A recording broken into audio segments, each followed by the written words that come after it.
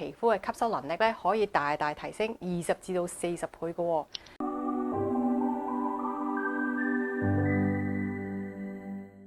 Hello， 歡迎大家嚟到 Tia Beauty Channel。每一次換護膚品嘅時候咧，都會覺得好期待，但係咧買咗一啲咧，就算係有針對性嘅成分好好嘅護膚品，用咗一陣間，硬係覺得個效果咧會慢慢變得冇咁顯著。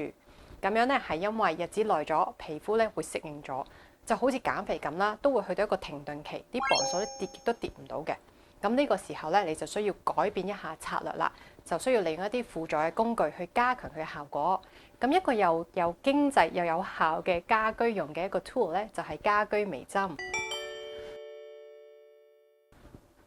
咁咧通常就係一啲咧有一啲細細個針，咁咧就佈滿喺一個 surface area 嗰度，咁就用嚟放喺皮膚上邊嘅。咁假如你嘅皮膚咧有凹凸洞、暗瘡印，或者咧係膚色唔均勻啊，有皺紋、幼紋、橙皮紋嘅話咧，微針都可以幫到你嘅。